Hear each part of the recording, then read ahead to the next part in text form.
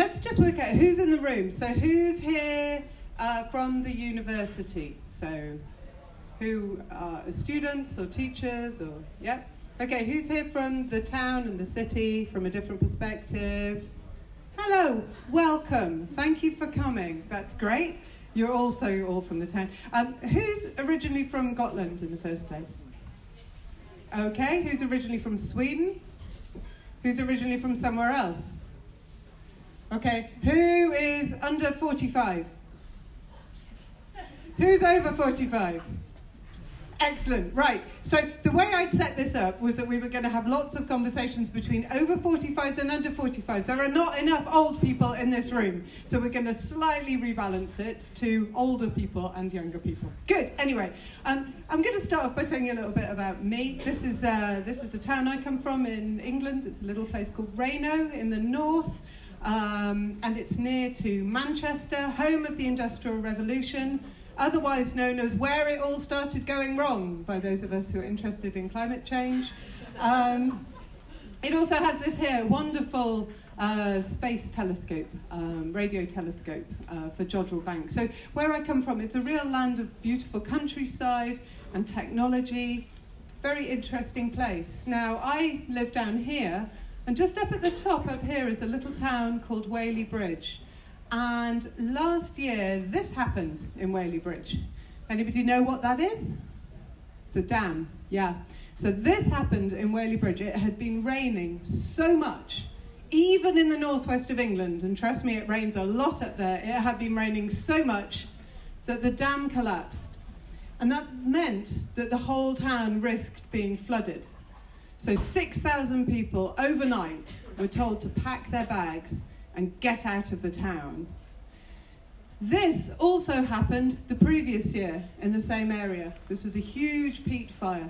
The peat was on fire. This is countryside that I walk very regularly, that has been massively destroyed. And not only that, but because it's peat, it's emitting a huge amount of gases. So this is where I come from, and when we're thinking about climate change, what it makes me realise is that even in my little part of the world, it becomes clear that we're living on what Amitav Ghosh calls a lively planet. And Ghosh, who's a wonderful novelist, he says, the humans of the future will surely understand, knowing what they presumably will know about the history of their forebears on Earth, that only in one very brief era, lasting less than 3 centuries, did a significant number of their kind believe that planets are inert. So I think what we're facing at the moment when we take climate change seriously is a realization that we need a radical civilizational shift, a shift away from the idea that we're not living as all-powerful human beings on top of a dead planet, but as part of a rich and complex interdependent system. And arguably, the artists got there first. But just watch this for a minute, and I want you to just have a think about, when did you last realize that you were part of a lively planet?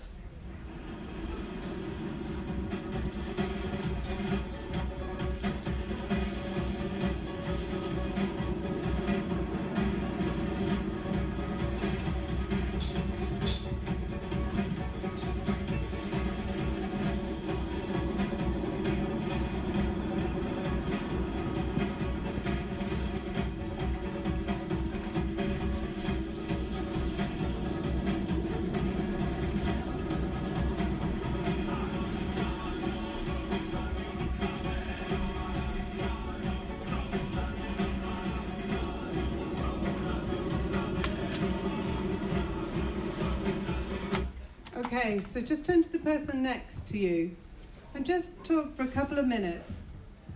What's your sense of your relationship with the planet? What's your sense of who else is present on it? What else is present on it? What's your sense of what sort of system you're part of? You can talk to each other, it's okay.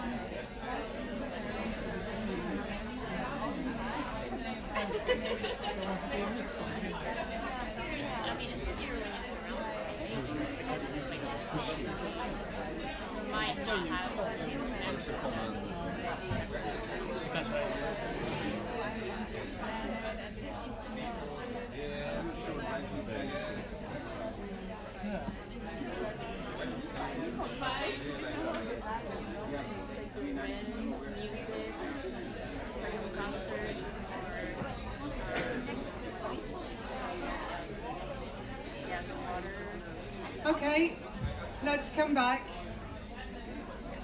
It's good to hear so much conversation going on.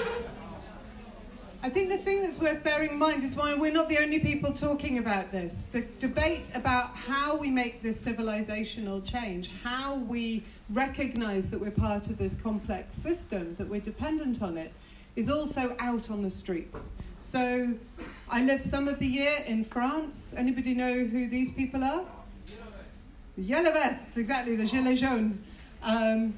Protesting around diesel taxes that are being applied to transport, and also about a whole range of different political measures.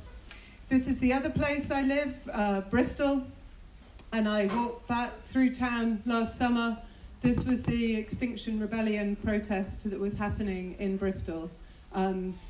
This is very unusual footage. It shows Bristol without it raining. I shouldn't say that, but anyway. It's actually a rare historical document. Anyway, but the point about both of these protests is that this question of how we live on a lively planet, how do we live with a changing climate, isn't just about science. It's not just a technical question of how we get carbon emissions down. It is also a question about competing interests and debates and politics. It's a debate between the 10% who consume the most on the planet, which includes most of us, and the 90% who don't. It's a debate between the 1% who profit economically from the current situation and the 99% who don't, between urban and rural, between top-down and bottom-up, between the market and the state. So there are huge tensions and debates around this and around how we decide to respond. But the thing I want to focus on today is the other tension that I see emerging, which is a tension that is emerging between different generations, between those who are likely to live to see the real consequences of a 2 to 3 global temperature rise if it isn't stopped, and it can be, and those who won't. Now, I'm not the only one who's saying this. This is a very familiar image. Greta Thunberg says, "You say you love your children above all else, and yet you're stealing their future in front of their very eyes." Let's just have a look at this image for a second. I'm going to have to do this stupid thing. This is an image that she posted on Facebook a while ago with the sign saying what it likes to inherit planet Earth from an older generation. It's a hell of an image, isn't it? Okay? And I mean, the thing that we need to bear in mind is that what we need to change is significant and rapid, and so unsurprisingly, a whole load of people are getting very frustrated and they are beginning to name older generations as responsible. I'm apologising in advance for the swear words that you are about to hear. If you don't like swear words, put your fingers over your ears and just watch the images. By the social justice group who call themselves... Protests by the social justice group who call themselves the Extinction Rebellion has taken over Oxford Circus as well as many other London landmarks. The protest is estimated to have cost local businesses millions of pounds so far and has caused travel chaos for up to 500,000 people. Fuck off. Really? That's our angle, is it? Not the planet is in mortal danger. It's a better headline, Tim. Here we go. Here we go. Here we go. Here's the news. Here's the news. Today, a bunch of crusties stinking of petunia oil are upset because the planet is dying. But worse than that, the protest has mildly disrupted shoppers trying to get to H&M to buy an item of fast fashion clothing that will end up in landfill in about a week.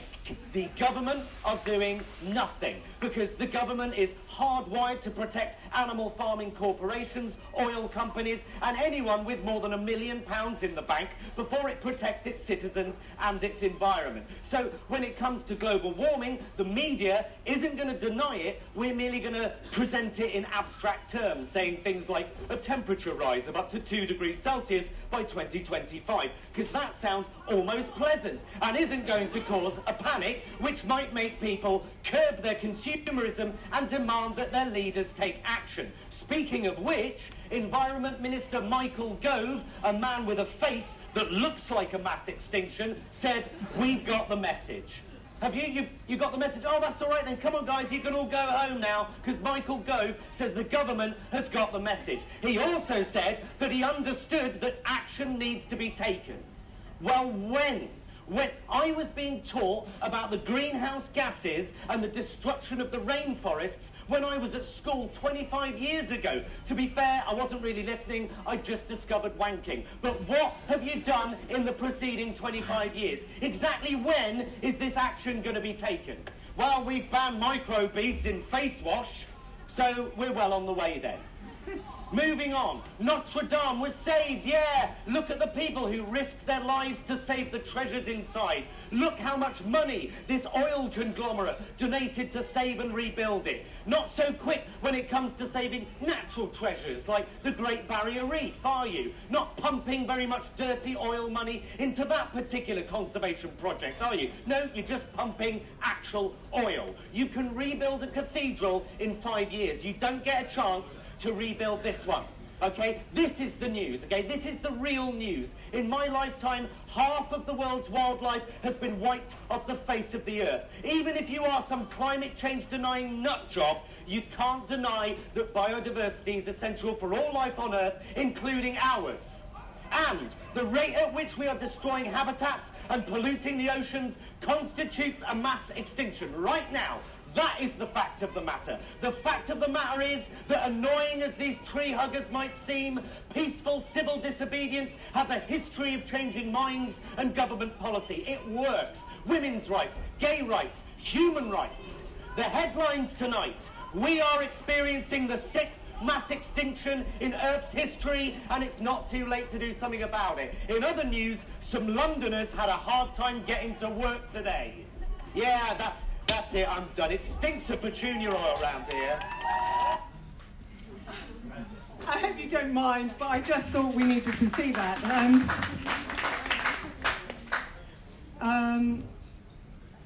But I think what comes from this situation, what comes from framing climate change in these generational terms is, as the fabulous Jonathan Pye points out, climate change has been known about for 40 years.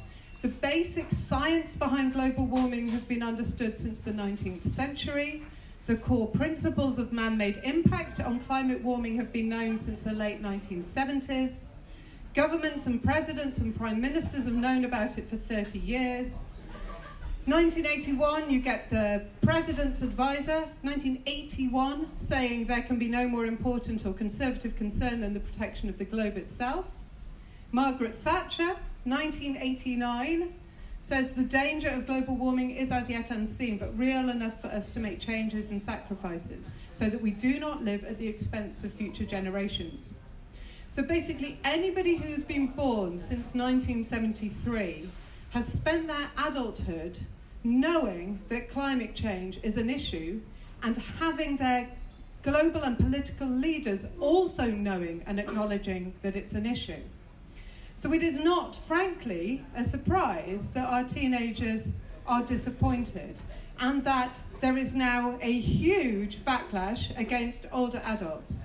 I'm not sure how many of you have seen this shift, the OK Boomer move. This is, OK Boomer is now becoming a term that anybody under the age of 40 can use to anybody older to challenge them.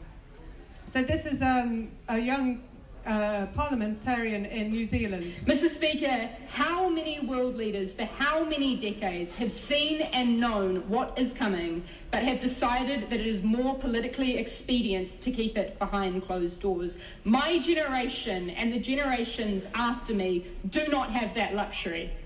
In the year 2050, I will be 56 years old. Yet, right now, the average age of this 52nd Parliament is 49 years old. Okay, boomer. Current political institutions have proven themselves incompetent at thinking outside of a short political term.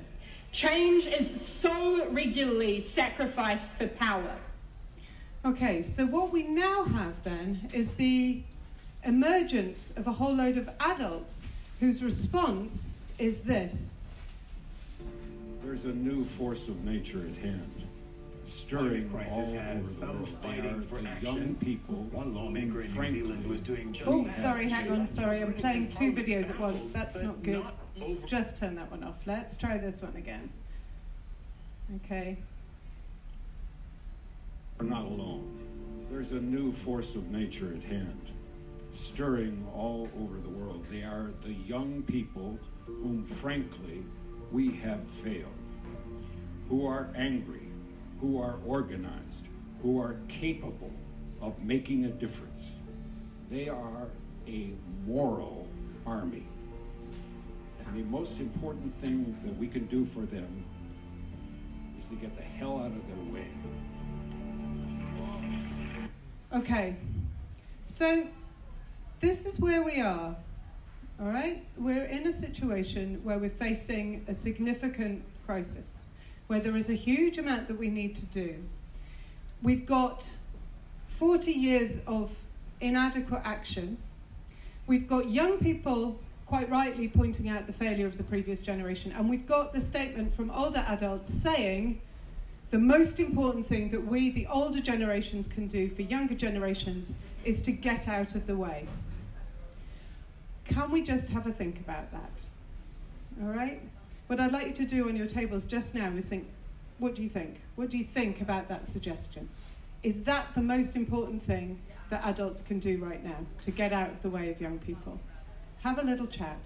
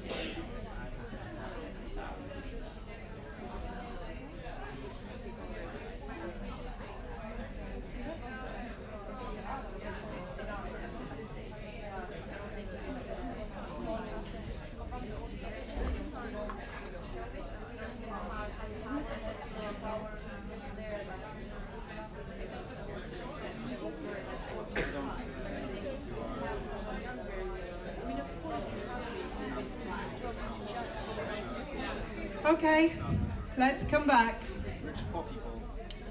Let's come back. So, one of the things I'd like us to do just now is slightly reorganize who is in the room and where everybody is. So, I would like you to raise your hand if you're over the age of 30. Okay, so do we have at least 2 or 3 people over the age of 30 on every table? If not, could those of you who are a bit loose go and join the table? So there's a little cluster of the older, they like to sit at the back, you know. So can you so the tables where you've got 1 or fewer elderly people on, can you raise your hands? You got 1 or less? Okay, we need a couple of older folks down here. Okay, come on, move, I can see some of you. Yeah, and do we have any tables that do not have younger people on at all? Yeah, okay. Basically, organise yourselves. I need some older folks down the front and I need some younger people here. Yeah, you guys switch over here. There we go, that's the easy thing. 2 of you go there.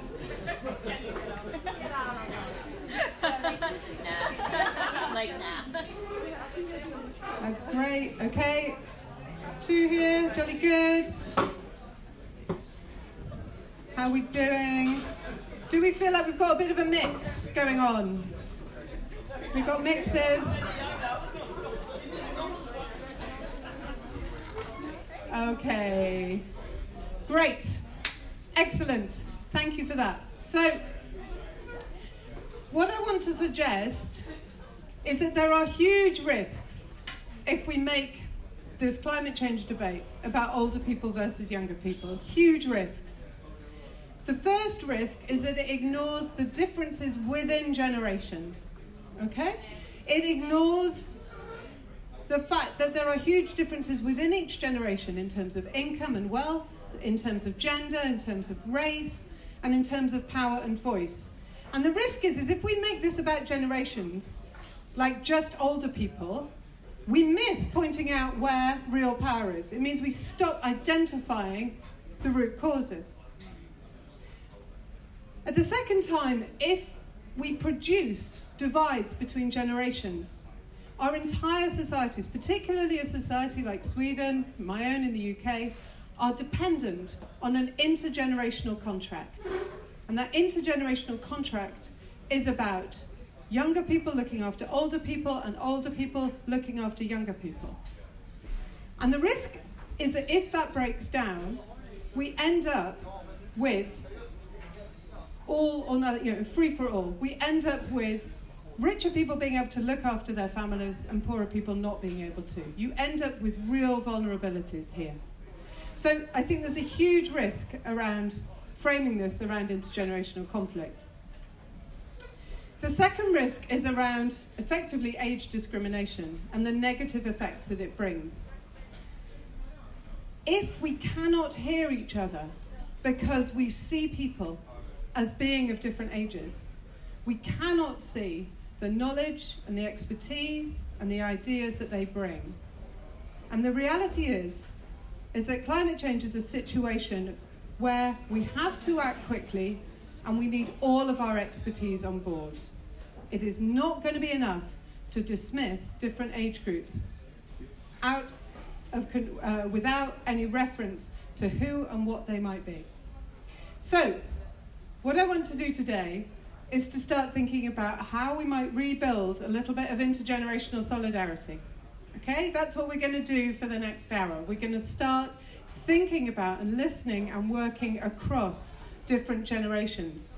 We're going to think about where our different experiences have come from. We're going to have a moment of acknowledging what none of us have done. We're going to think about what we've got in common. We're going to think about how we learn from our different experiences.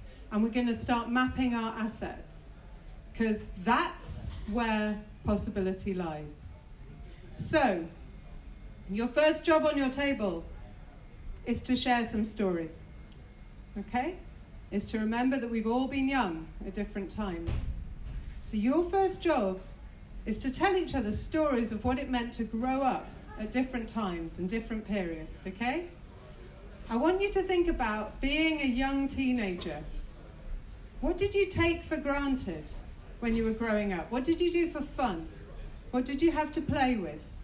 What were you scared of? What did you have to do to get money? Okay? And just share these stories with each other. There's something about connecting in a different way. Okay? You have 10 minutes to tell each other stories. Go. You can have an option. It starts from the oldest go to the youngest or the other way around. Suggestion. That's a good idea. If you're not sure who to start with the oldest on the table. But don't let them talk all the time, okay? You've got 10 minutes.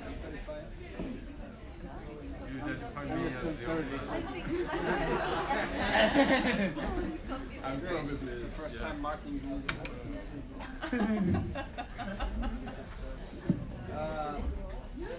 what do I remember being a younger teenager? Where did you go?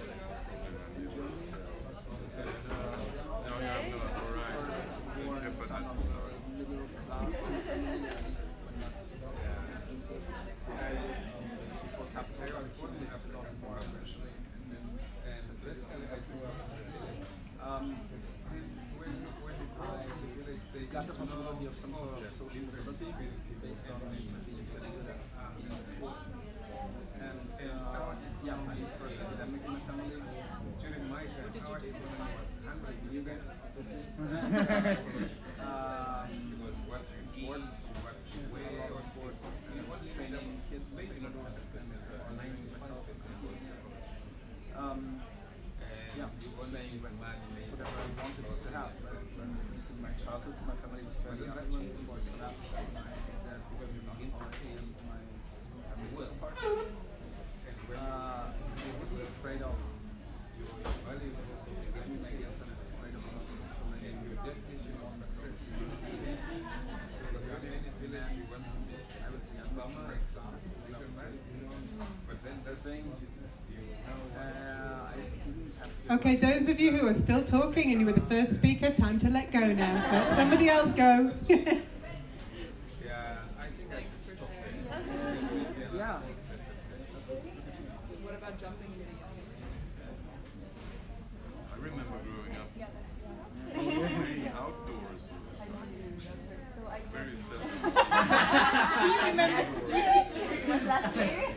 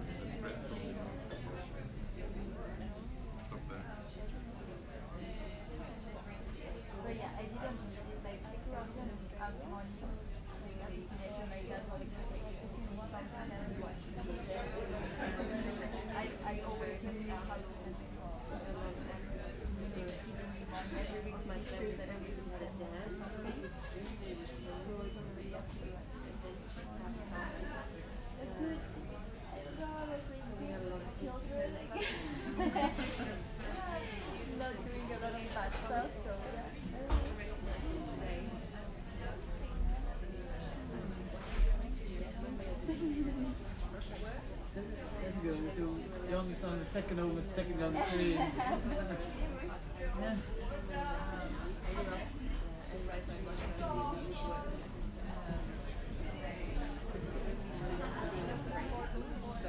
You needed a car to get around.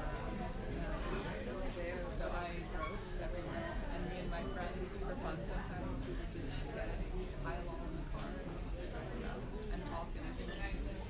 It's crazy to think about now. I mean, gasoline costs just over $1 per gallon, not per liter. So insanely cheap gasoline.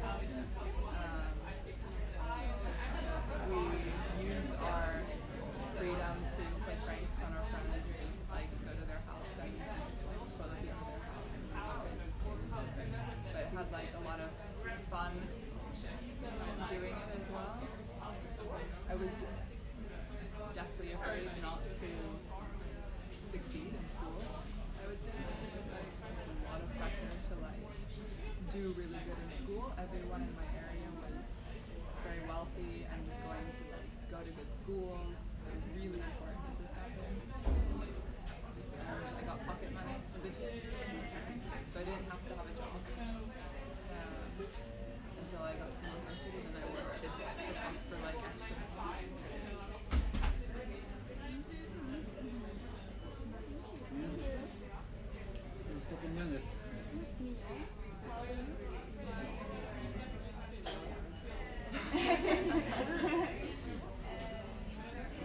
For me, growing up was adventurous. I moved around, I went to boarding school, sailboat, was never constant and adventures. But my childhood, I grew up in the countryside. Good old bikes gang where you like look back around and have this, fantasy gang and fun and I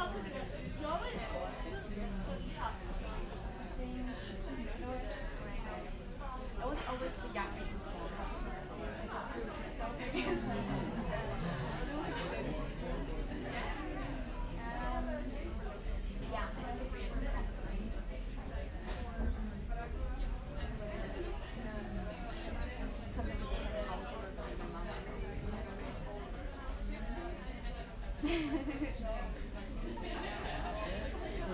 I think I'm the third oldest.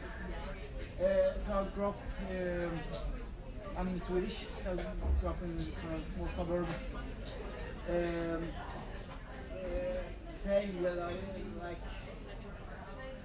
go out quite a bit to play with friends and doing activities and things like that. And if I wanted more stuff, I have to maybe help out quite a bit at home as well. If you want to make some extra specialty, extra money or things like gifts like that. So you just help out around the house. So I grew up a little bit with hard work pays off.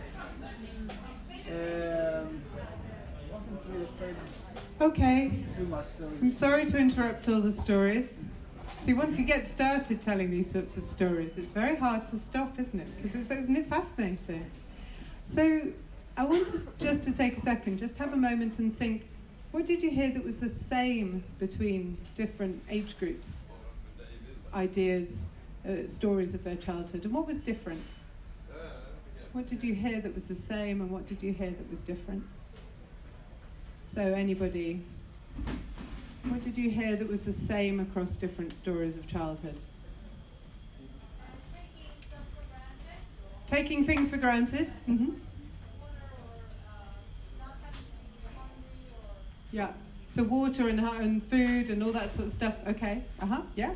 The majority of us were playing outside. So growing up and playing outside. Yeah. Anything else that was the same? Have to work for money. Having to work for money. Yeah. Anything else? Okay. What about differences? What differences did you experience or did you hear in terms of the stories about growing up? When you got in contact with the phone, your own. Yeah. So when you got to the technology changes, and what else changes with the technology? What else changed once we got technology? Different sorts of social encounters and engagement. Any other differences? Playing more inside? What, for who? For the children with the technology, okay. What about any differences in terms of fears? Were there different things different generations were afraid of?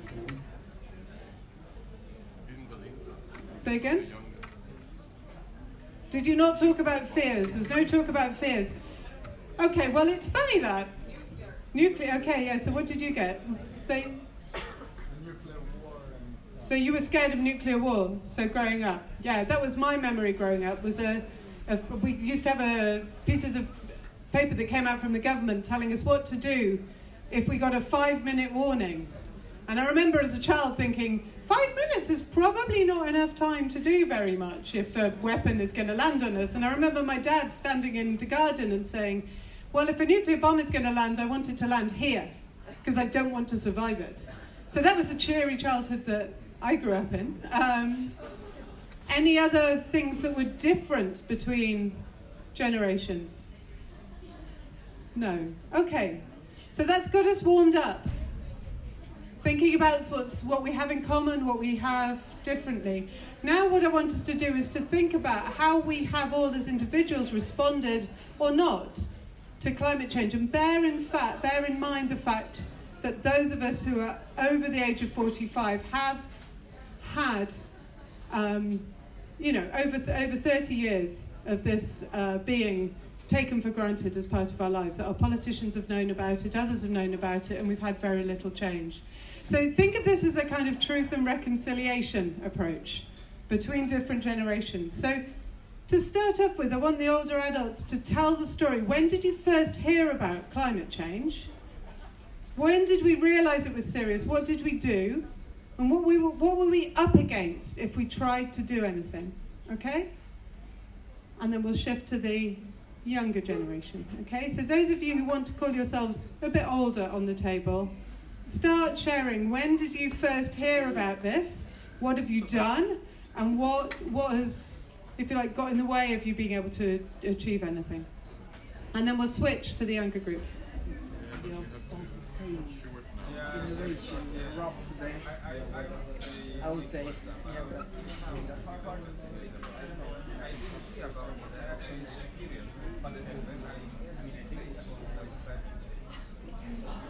Yeah.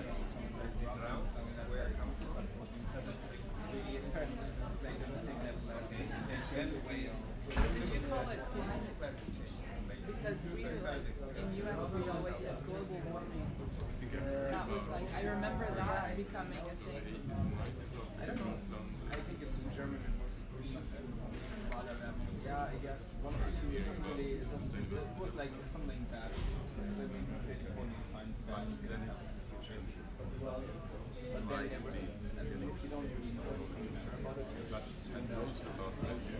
Oh yeah, it's too bad. Like all this stuff, patchwork.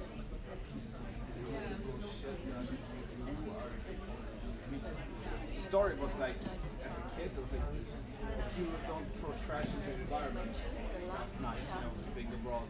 Oh yeah, now we sort our trash because that's gonna help. And like there was always this idea about, somehow you are doing something nice, and that's still happening. Like our kids in school, my kids in school, then they instead of actually talking about it, they sing a song about that it's important to pick up your trash. I was like, no, it's not. It doesn't matter. Throw your trash anywhere. What's important is that we change everything how this works. Like, don't mind your plastic bag, but that's not what happened. So that was sort of this, and there's a sort of growing out of this perpetually told lie of, oh yeah, but you're doing this thing, that's your responsibility. Oh, reuse your plastic bags when you shop and then get it again. And I mean, so what do? I don't know. I try to include it in my teaching. I am talking about climate change. I try to do some sort of activist things. I take my kids to essentially their demonstrations and sit with them. I tell them about the reality. Yeah. I think that's something that I do since I understood more clearly about more systematic problems, which is can you and with the existing framework having should have themselves. Yes, I feel the same. I can't actually remember when the first time I heard climate change. Because it was all of these many different environmental problems. So it was all spread out. We were supposed to fix the ozone layer. We were supposed to protect the environment by not throwing litter. The whales. There were these different things, and I remember hearing all about that. In the U.S. we just didn't talk so much about these things. My mother's from Finland, so I had this connection anyway that in the European countries is quite different conversations going on there. But I remember when I think when I was 19, I started thinking, actually, I need to do something more about this. And I was one of these annoying people that comes and knocks on your door and says, hello, do you want to talk about global warming? It was horrible, actually. Because, I mean, especially in the area I grew up, it's very politically charged. So you get really strong opinions about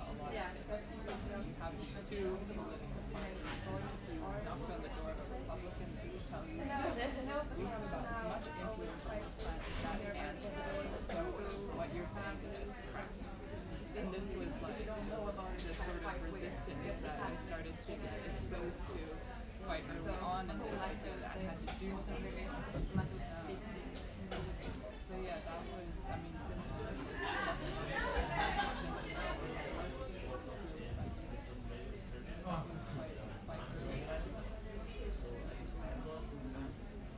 I always grew up with that. At home we always had like recycling. Also, at an early age you always kind of recycle most of it. And they buy too much clothes or things like that already. They buy maybe a little bit more really, but not heavily more. So it's, as I feel like people, especially the younger, are more and more aware of the kind of problems, unfortunately. Already in daycare, they're already starting there to be things. Hey, do you want to join? The heavy stressing of the positive feedback is that I need to accelerate further. I learned something new from the what's the name of the Okay, if you've not shifted who's speaking, make sure that you do, okay? Make sure everybody gets to say something.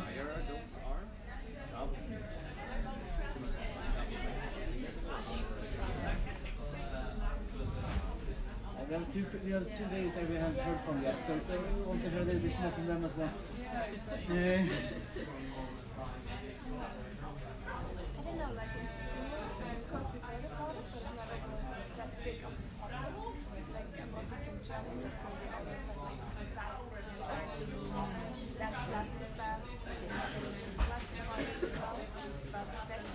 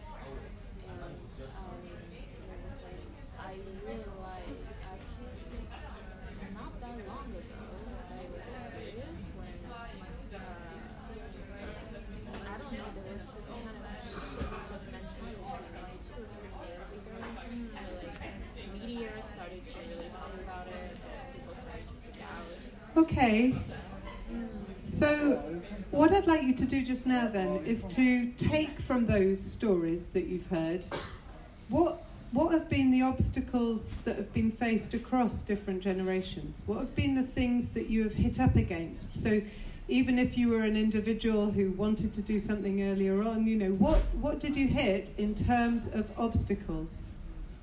Stressing of individual responsibility. This is precisely my point. What are the collective systemic problems that we might be hitting as individuals that mean that we as individuals aren't able to affect some of the changes that we might want? So, and I think if we think about the stories that we're telling, what do we hit? What do we hit? If I might want to do something, what becomes impossible to do because you realize that you're in a very complex and very significant system? So just, I think, if you can talk amongst each other, what are the things that you find in common as obstacles or challenges or blocks in terms of being able to respond to the questions of climate change or to the challenges that it raises. Okay?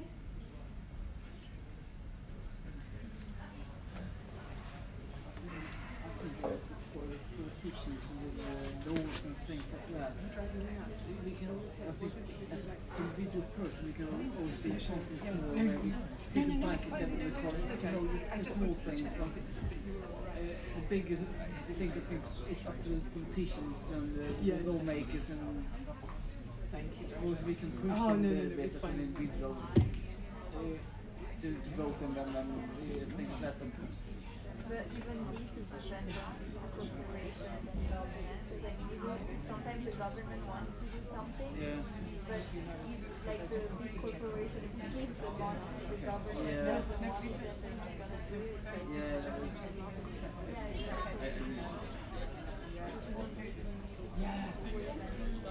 Thank you very much. Yeah, I will call you back on that in a second. We'd like to have you kind of add a lot of people around you.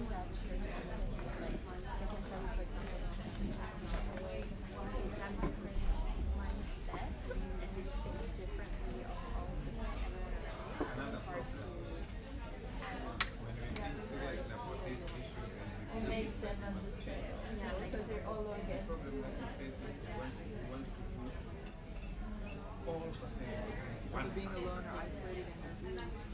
Yeah. When people don't like to fail, when we fail, we get that we can all so it should be one thing. Those things that we might. So this is a tricky thing to do with the sustainable question. Yeah, so we've said now individuals can do small things that we cannot change. Things that we eliminate. Systemic things, and then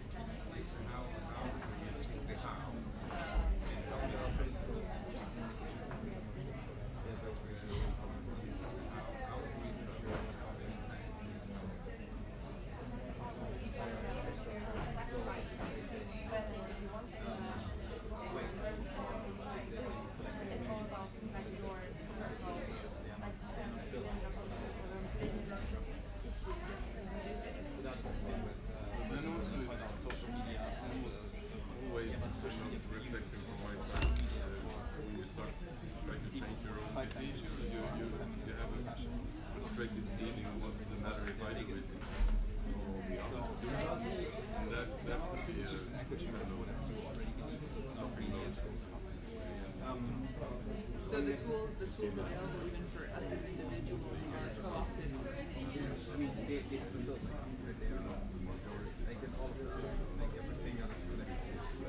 You see that all on like Facebook and people posting all these kind of different things and and the algorithm only serves you what your beliefs are. If you're tipping as a response to that towards racial fascism, directly interact with that. My wife is using depressive episodes and climate change. So if I want to talk to her about it, what should do is to fix something that doesn't work in response to that. Depression is happening in action and so I don't have the possibility of talking about that. And I would like to carry this sort of existential dread. So I'm basically left with this and so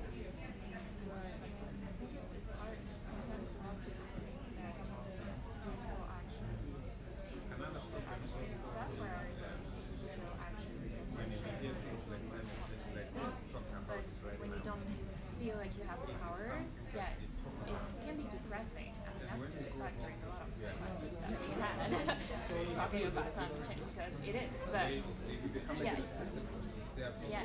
to like keep hope and make understand that on your own level.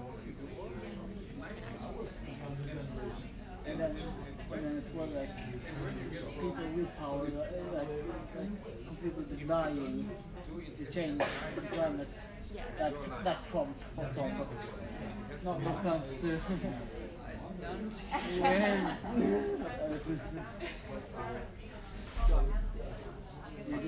That will affect other people that not leading climate change that have a huge impact. Okay, folks. We're getting into the difficult stuff now. I can hear conversations that are going on that are quite hard, quite tricky. So what sorts of things were you talking about on your tables? What were you talking about on this table? What were you saying? Definitely were. I saw you. There was talking.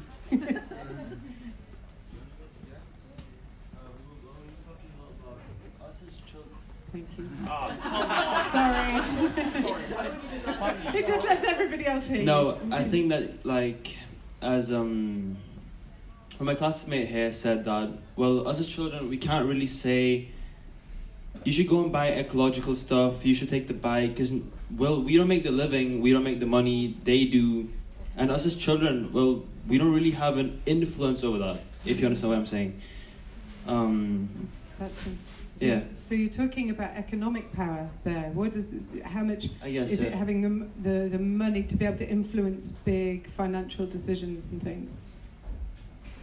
Yeah, more or less. Great. And since we don't have, we study right now, so we can't really have a full-time job. Yeah. So we can go, I'll go buy an ecological whatever, and I can't buy a car that goes on either electricity or biogases. And as what's your name? And the shepherd said here, well, neither do we. Wait, what did you say? I forgot. Yeah, right. Thank you. And here at school, there's a very big thing about recycling, and as soon as you go home, you might not be able to. You might not do that. Your family might not have that set up as a system, and yeah. Thank you so much. So we've got different sorts of influence going on here, haven't we? What different age groups have different sorts of power, different sorts of voice. So there's something quite interesting. We've got the idea of adults getting out of the way, but actually they've got responsibility because they've got some sort of economic power that they need to use in certain ways. Okay, great. What was being talked about on this table? What sorts of things were you discussing? It's only a microphone, it's okay. It won't hurt, I promise. Go on. I'm going to call a women's moment here, and I'm going to say, ladies, you can own this space, you can say what you were talking about. Yeah, okay, that's fine. Any other... Go. What we basically talked about was just the individualization of people, that it's basically, as an individual, you have to start your own movement with very little support of the higher institution. Yeah. And that basically there's this imbalance and they should actually be working together instead of this separation between the two. That's so interesting. So rather than thinking about it as generations, you're talking about how we as individuals could maybe need to find ways of working together because we need to affect institutional change, not just changes in individual behaviour, which gets really interesting when we're talking about different generations, doesn't it? Because which generations are running which institutions? So again, should the older generation get out of the way? Or are they, as leaders of institutions, also responsible for trying to help create a kind of collective response? Anything from this table? What were you talking about?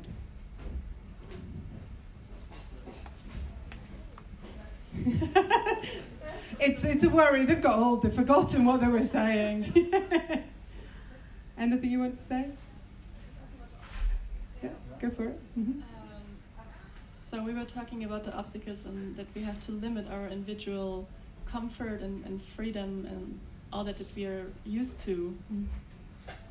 So how do you go about doing that? Yeah. And then we were also thinking about like just rethinking, like borrowing instead of buying, or what is freedom to travel around? What does it mean? How can we do it differently without losing it? Interesting. So different values and how you might move to having different values. I heard somebody talking about differences in age groups around buying things in childhood. What were you saying? I did. Yeah, I said maybe it's the younger generation who do the online shopping, which I couldn't do when I was at that age. So I was turning it around a bit. So interesting, a challenge then. So who is responsible for what?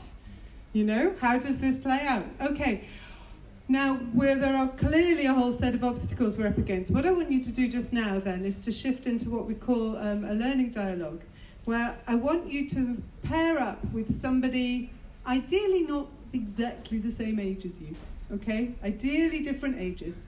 And I want you to think about one important problem or adversity or difficulty you've had to overcome in your life. And I want you to talk for 5 minutes about that. And the job of the other person is to listen to you and to ask you more questions about how you did that. And then you're going to switch. Because what we have in this room is a huge amount of experience and knowledge, all of us, of whatever ages, in terms of overcoming challenges. So what we're looking for here is for you to listen to each other and to hear how you've addressed that in your lives. So find somebody of a slightly different age. We should have had badges and something kind of... Slightly, as much as you can. Yeah, no, maybe try and extend it a little bit more if you can. Try and stretch it. Get up, move around if you want to, because, you know, you might be a bit settled. And find a partner, and then you are going to listen to that other person tell you about an adversity that they have overcome. Okay, so switch, find somebody else to talk to and get going.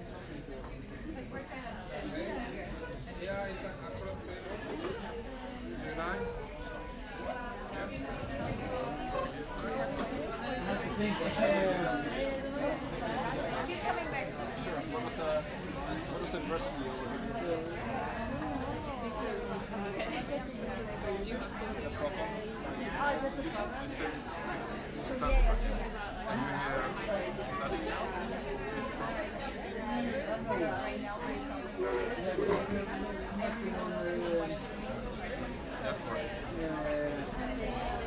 On social media, started to have interest, we have to connect with the phones. We have to overcome that somehow when I was young kid. Today we have Wi-Fi it's everywhere.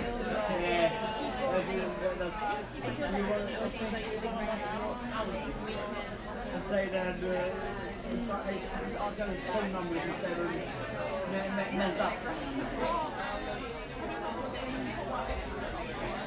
That's not something you've overcome. Yeah.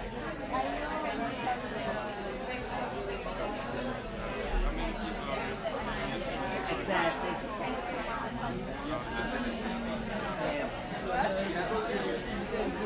Bad with that.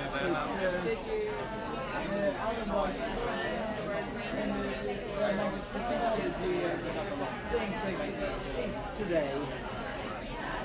Nowadays, it's much more than I grew up. You can buy all the things they have today. They will think to have. Yeah, and I know that generations probably have to do the same thing.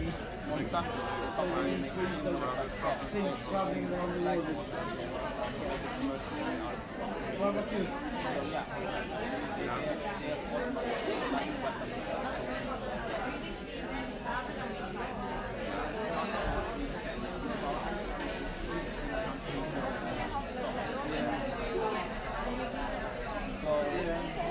So why are we trying to get as much money as possible to survive? Survive what? Individual. Their chance to make it.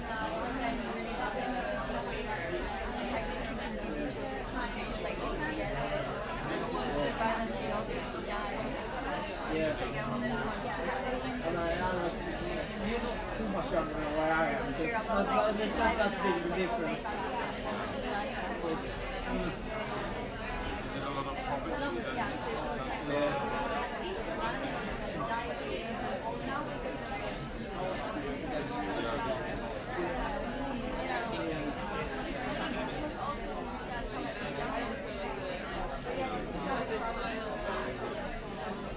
Absolutely. go back?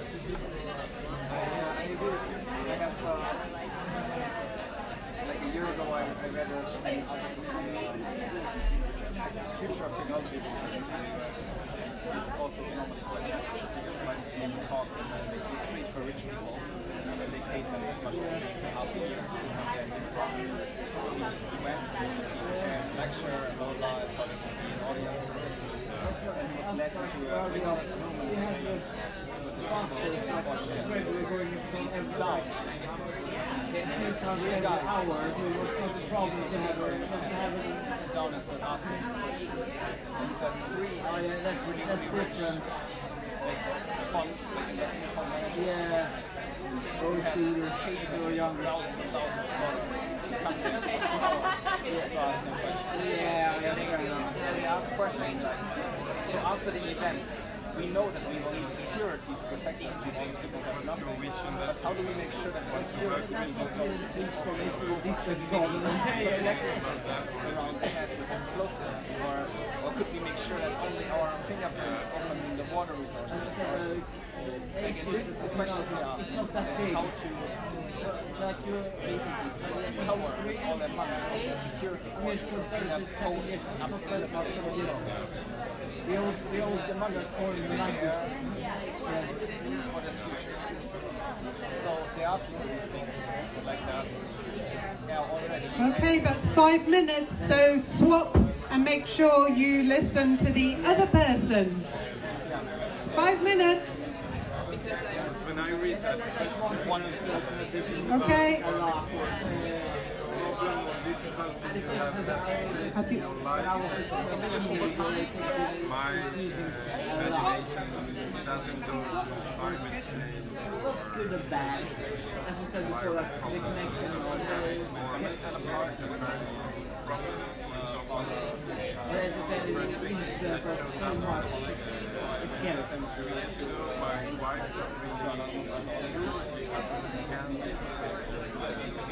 really bad.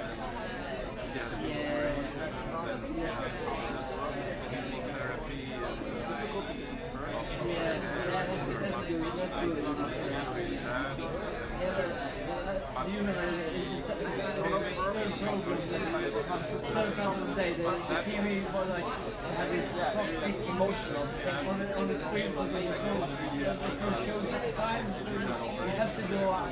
You had to go out and do it. And go to play. I remember that. It's like yes.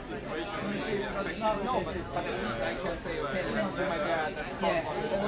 It's about individual behavioral change as well.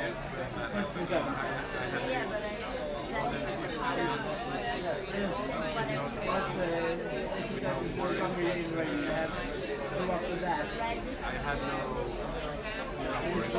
imagination.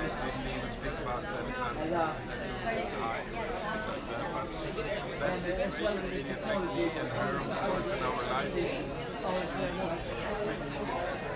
more aware of that life is really limited, and aware of that it's really fragile, and aware of that you die one day, and aware of that in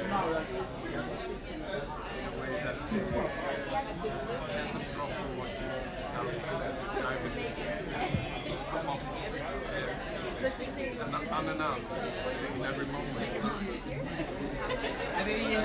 Overcome it, I don't know if I have,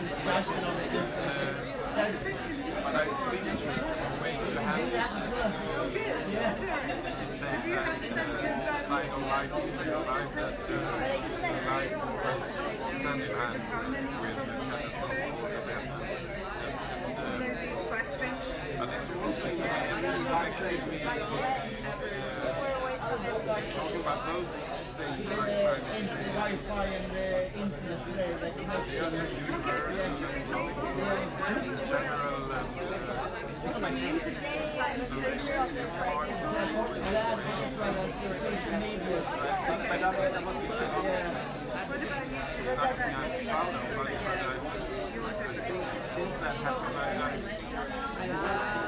yeah, and it's at least showing them our life together with my wife or other family that So they understand the problem?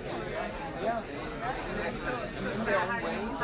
Yes, they understand my bigger molecules better narrow structures than on the string tricky. The smaller ones get to the finding out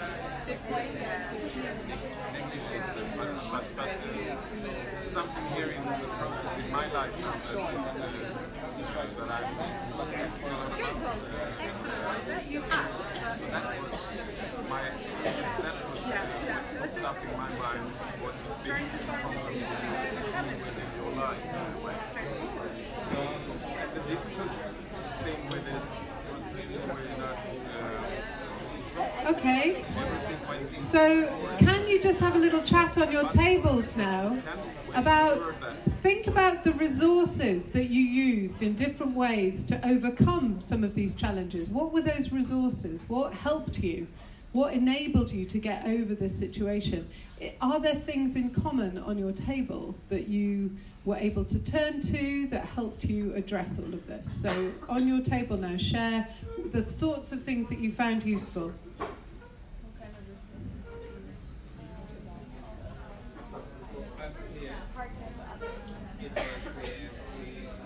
The biggest solution to our problem was other people. People around. Yeah, I would say. That was very important for both of us. And just that the social media And the people around us over the years have become more social media. It's scary, but it helped us just being there. Find common. We didn't really get into that what I did, but for my sake,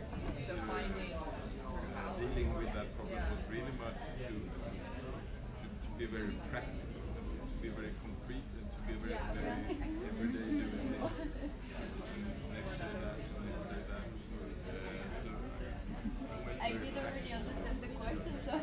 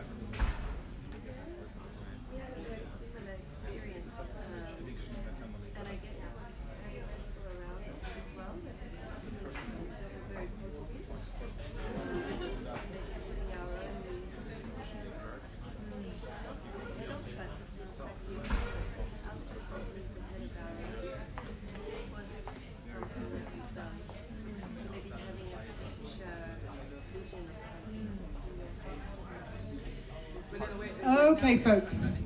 So do we have any resources that you've drawn on? Now, these may be, there may be something very, very simple. It might be something quite complicated. It might be something that happened quickly, something that took a long time. What sorts of things were you drawing on in terms of resources? There's a fantastic construction going on here. Clearly, teamwork is very important on your table. So, what sorts of resources were you talking about when you were thinking about how you were overcoming these sorts of issues? Other people. Yeah, okay. Lots of nodding. Other people. Excellent. Good. What else? Maybe just other people. Professional help, which does intertwine people. Yeah. So professional help. Okay. So knowledge. People who know some stuff. Okay. So other people, knowledge. Anything else? Trust. Mm-hmm. Yeah. So sort of emotional, affective issues that might be important. Time. Oh, yeah, that's the biggie. Be good if we had a box, wouldn't it? Just take it out. There's some more time. Anything else? Technology. Yeah, we had some of that down here, didn't we? What did we have? Social medias and things like that. Yeah. So there's a whole range of different resources that we've approached. Now, you'll each have your own, but the critical issue here is remembering two things. One, that we have overcome stuff in the past. Two, that there are things to learn. And three, that there are resources. Not just two things, but three things we have to remember. Okay, now we get to the meat of what we're talking about today. I've warmed you up enough. What we're going to do is think about mapping the resources that we have. So you have on your table, you have a big piece of paper. And what I'd like you to do as a group is think about answering these 5 questions collectively What are our common concerns? What are the problems and concerns that we have together? What are the talents or skills that we have? What institutional roles and leadership positions can we draw on? What freedoms do we have to act? And what other resources do we have available? The point here is to make visible to ourselves what we have, if even just around this table, to help us address some issues, okay? So draw that out in that sort of shape. At the back table, I suggest you split into two because you're way too big to do this with just one group. And start trying to map out your resources. This is an approach that we use in community development called asset-based community development, okay? For those of you who like a reference. So, go. You've got 10 minutes, I think, to map what you've got. Clockwise. Easiest. How do we feel about violence?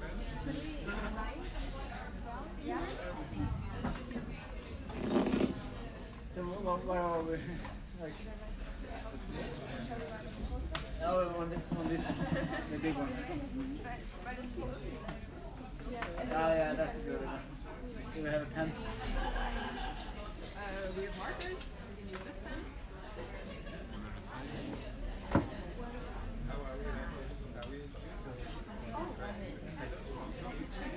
Yeah. Access to resources.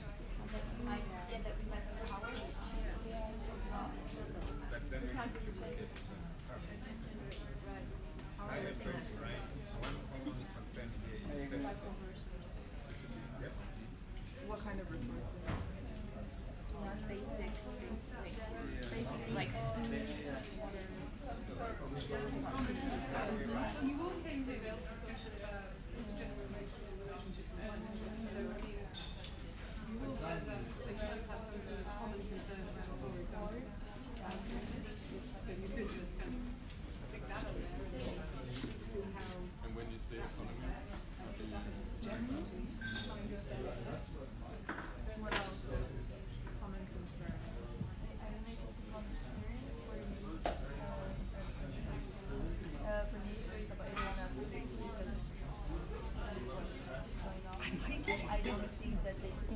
Overuse of natural resources. Excellent. Good. So, an idea that the future is dire, desolate. I think something that you've got around the table. I would say so that this could be, you know, all people say I don't want to have kids. Voluntary. The human race will die out. It's just about sort of locating, because it's not walking up underneath. Yeah. But at the same time, it's like people are living longer, and because of all the medicines we have today, people are living longer. Okay. Well, we could say maybe to link all of that we have concerns about. This is mapping your that are related. Let me be clear, you're not just mapping any skills, you're mapping the skills you've got around the table, what you as groups are really good at. What do you know? What do you know how to do? Okay? Yes. Do you think this is enough? It might be cooking. Okay? Might be dancing, might be telling jokes. It might be starting revolutions. It might be programming. If we write them down. It might be speaking French. What? What have you got around the table? Oh. Don't be shy, you've all got talents. Okay. What about you? Talents is teaching. Yeah, you're right. Okay. What about you?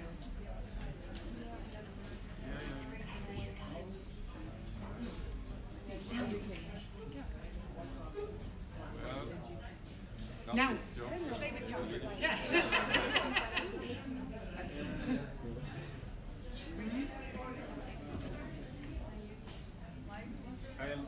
I am good at organizing.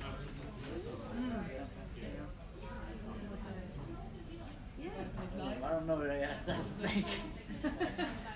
How about you? you.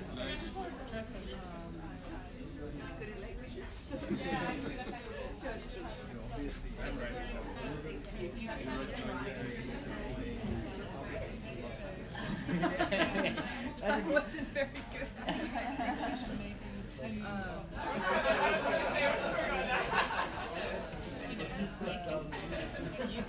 Okay, but this is anyway the beginning. Yeah.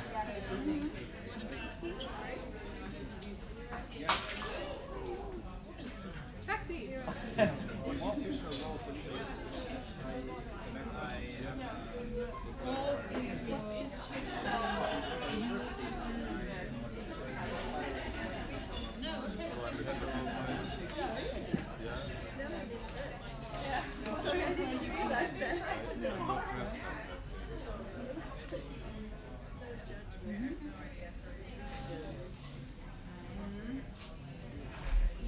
Well, we've also got this university.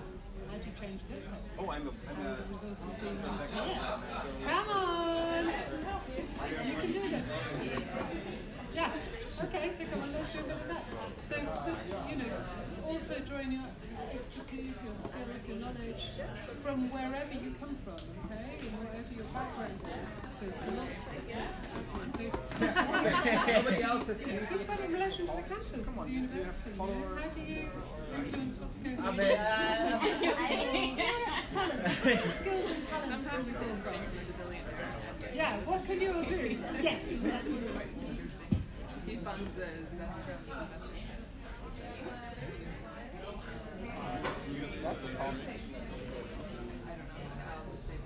This looks like good skill. I've been a judo instructor. Yeah, and I've done a little bit of outdoor instruction with the kids. And you did teaming up. When do you play? Teammate.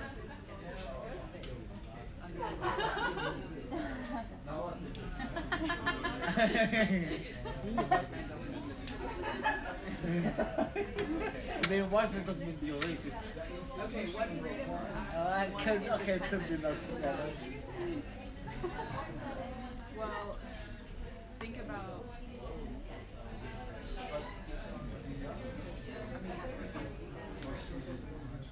We all have some Keri? economic base from which we can do things. I guess like if Hello. we're all going to sit here at this table, we have arrived here.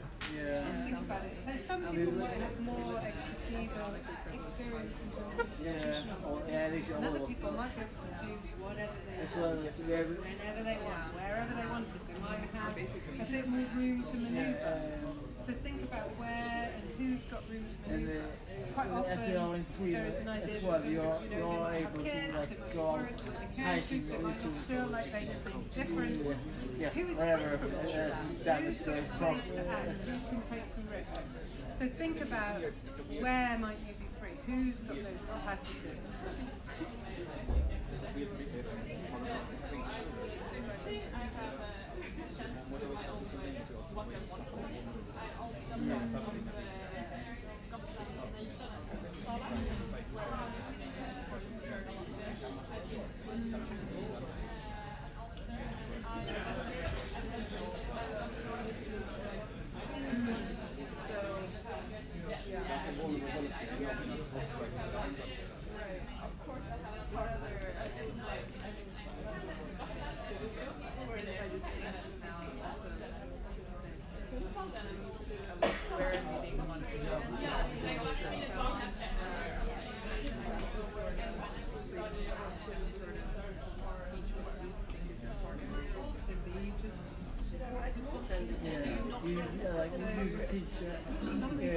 And a father, a parent, like your activities will have an impact in one way or another on someone.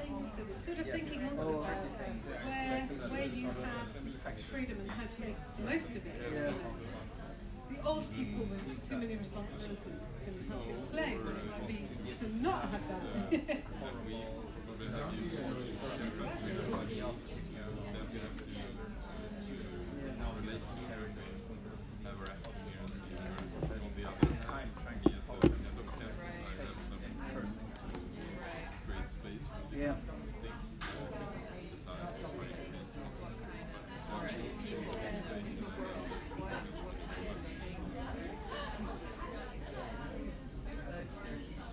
I would say as a student, sure we have a lot of independence of deciding on our own time. Like, but at the same time, we are stuck like with all these things we have to do to hand in and exams, different kind of exams we have to do to be able to pass. But how to leave the time to do that is our own independence to actually do. Yeah.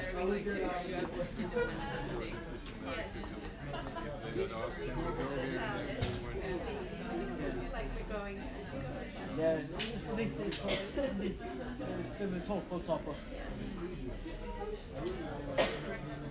Let's do the other one. Yeah, that's a good one.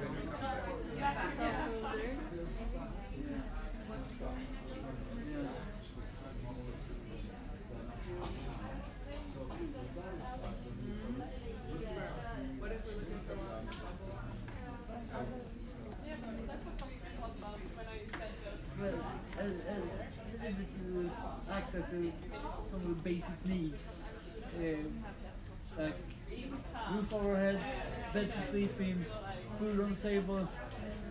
That these are basic resources.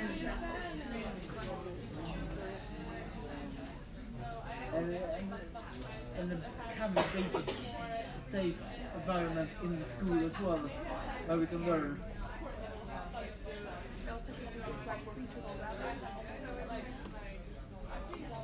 Yeah.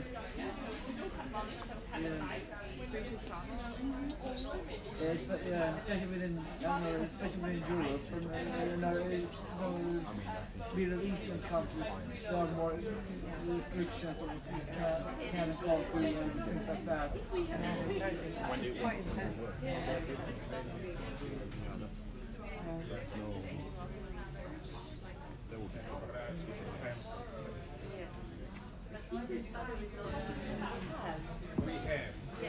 Okay, you want to be moving towards the last question now if you're not already there.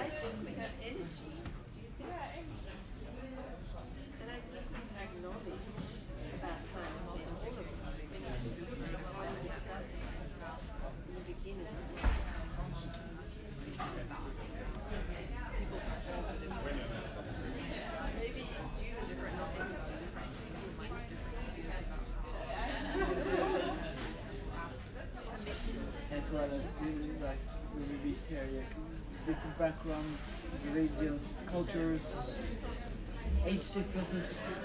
And this kind of outgroup requests, or the ones that's a little bit good combination of people without experience and people with experience. Us with much experience can often react to more things.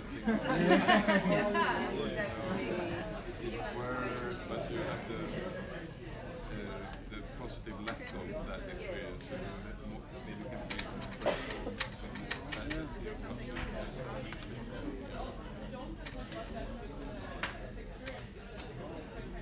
Yep.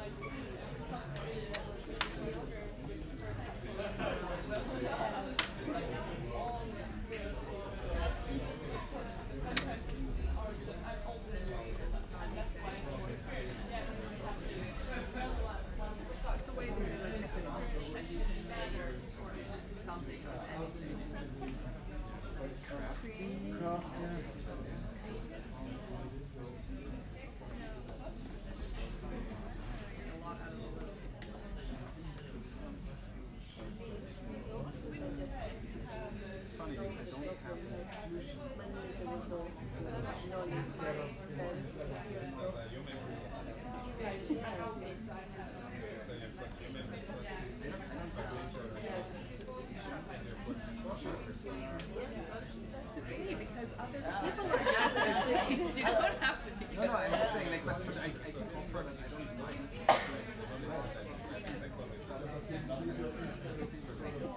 And discussion part. You don't mind doing what now?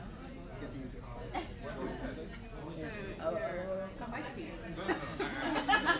You can I think we can all be all able to kind of connect to people like to talk to people, easy access, like have it easy to talk to other people. I don't know if it's a skill or talent, but you get what I mean.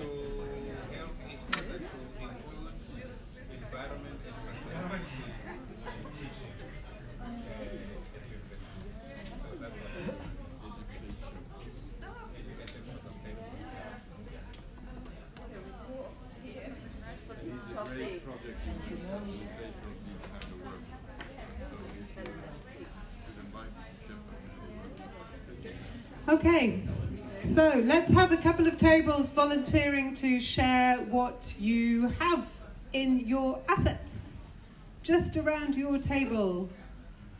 Who would like to go? Is anybody going to volunteer? Go on, just for a change. Brilliant, over there. Right, oh, I need a microphone, hang on. Who saw the microphone? Where did the microphone go? Anybody got the microphone? Victor, where is the microphone? Okay, just shout, we'll find the microphone in a minute. So, you can do it. Here it is. Okay. Okay, no, you're gonna have to use this. Hang on. We can't hear you. So tell us about your concerns, your asset. We're most interested in the assets you've got around your table. All right. Okay. So as for our common concerns, the overuse of natural resources, of course, and then connected to it is the survival of life, and especially that there is a threshold, like a time bomb coming for both of these threats. So that's what our main concerns. As for talents, we have quite a diverse group. We have expertise and dedications. We have a way to prepare for uncertainty, because the next year, the next decades are going to be pretty uncertain. We have graphics that can help us for the propaganda and the communication and the inspirations and storytelling and games, so whole area around that. We also have talents regarding sports that are one of the most sustainable way to entertain ourselves and to live in community settings. We have also some IT skills, some eco-village knowledge that can help map a new kind of society. And maybe across all of us, we are really inspired and motivated people around that, which is also talents that we share. Brilliant, thank you very much. Good job. So we're doing well. We've got incredible skills. Wouldn't it be interesting if we were able to pull all of those together? Okay, let's think about leadership. Institutional leadership. You know where I'm coming. So what are the sorts of institutional leadership roles we have available to us around this table? Well, we have a youth group leader, we have a choir leader, we have a team player, a program specialist. We have the leading teacher at Region Gotland, and we have the head of campus here as well. So fantastic. So there's a whole set of institutional leadership roles that could be harnessed to make significant difference. Okay, what sorts of freedoms have we got over here? What sorts of independence and freedoms to act? Who wants to pick that one up? Let's go here. Oh, slightly awkward moment. Go on, there we go. We have the freedom, we have our health, we live in peace, we have gender equality, and the freedom to travel and live where we want, and the freedom of voice. Fantastic. So we've got talents, we've got institutional leadership roles, we've got a huge amount of freedoms. Were there any other resources that we had on this table that came up? The other resources one.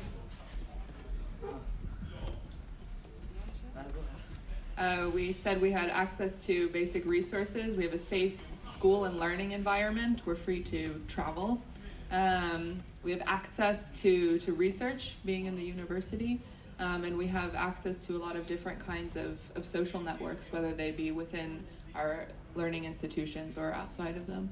Fantastic, thank you. So the thing I think it's worth us remembering is just when we think about the world that we live in now, some of the experiences, some of the freedoms we had were all fought for. They were all fought for by thousands and thousands and millions of people over a very long time. And they were often fought for in the first instance by people who had none of the freedoms that we take for granted.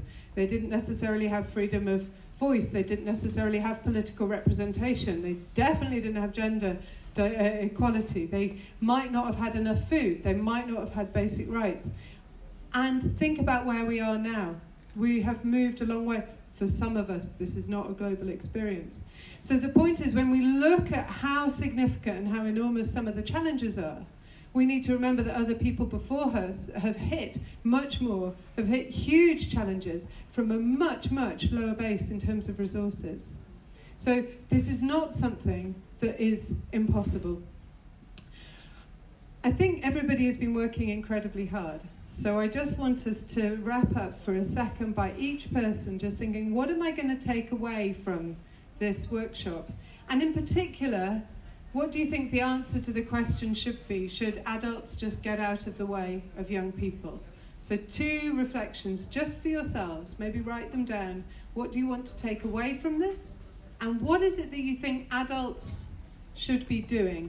When we get Greta or others telling us, and Harrison Ford, telling us that adults should get out of the way, what do we think our response is? What is it that we think adults should be doing in the current climate? So you've got 3 minutes for all of you to have a think about those questions, yourselves. Individually.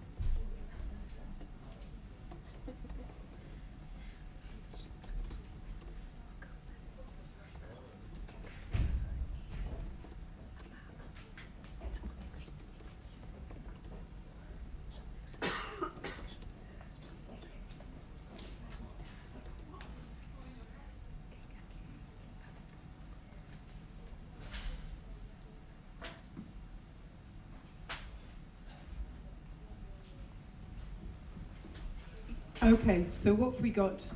So first response. Your response to the question, what should adults do now? What sorts of things did you come up with at that point? What was your response? Bearing in mind that everybody in this room is an adult. My initial... Nearly. No.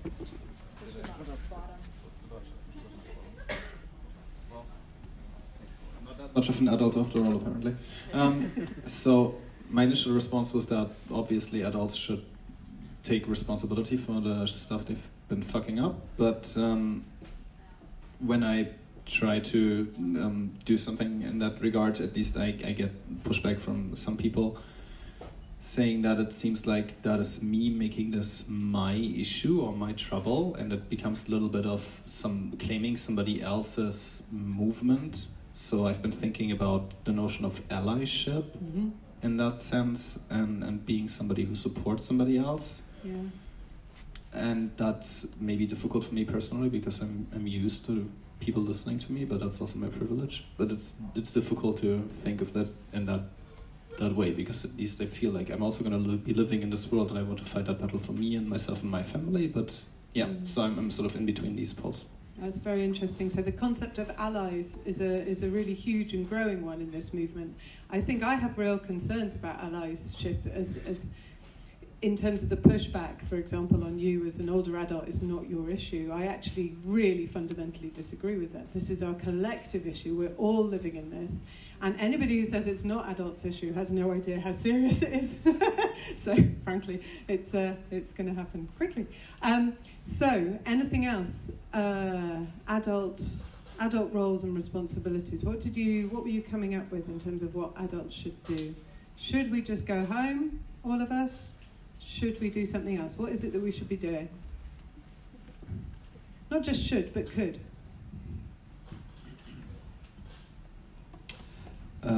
I think that all of us as adults should at least try to get rid of or transcend some of the old concepts or old views on life and living, and to tune in with the every new day and the challenges that are right in front of our eyes. So, yeah, to transcend the old ways and old concepts, and to kind of try to become aware of what's here now, what's different, what are the changes. Fantastic. This reminds me of one of my favourite quotes from a wonderful philosopher called Hannah Arendt. And Hannah Arendt was a woman who escaped the Nazis and then spent a huge amount of her life studying what happened in the Second War and how it came about. She was the woman who came up with the phrase banality of evil, if any of you remember that, which is the idea of, how evil can be just very boring and very bureaucratic. But she also argued that the relationship between generations shouldn't be about either side having kind of the knowledge or the authority, but that our job was to build relationships with each other to renew a common world. That was her phrase, renew a common world. So to allow something new to come out that we can't envisage in advance. So it's not like any of us have got the answer, but it is about how we can bring our skills and expertise together to generate something that we haven't thought about yet. Okay. Any other comments on adults' role, or now also on what you might want to take away from today? Does it work? Yeah, it works. Yeah. On a very practical part, if you use these cups, I'd like to take them away. We can use them to sow seeds inside. So fantastic. They get a second and maybe a third life after. Yeah, that's wonderful. That's what I'd like to take away. Thanks. Thank you. Thinking about small rituals and what they stand for, okay? Like a little thing, and what does it stand for, and how might you take it further? Okay, anything else that anybody wants to say in terms of reflections, what they want to take away from today?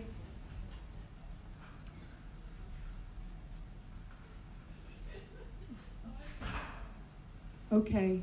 Thank you all for your involvement. Thank you for listening to each other. Good luck with whatever you are planning to do next. And I hope that you'll take away from this a real understanding of the depth of knowledge and expertise and resources that there are around any single table with whoever it might be. And our challenge is to figure out how we pull those resources together. Okay. Have a good evening. Bye.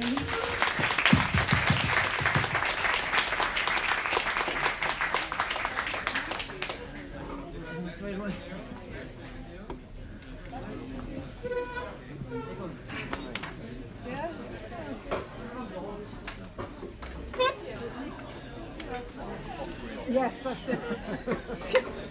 Got rid of that. Thank you. What are you doing? I think sometimes.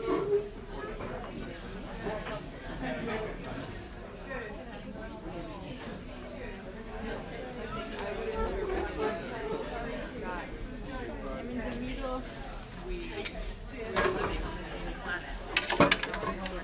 And that's the actual physical space. Good. The point.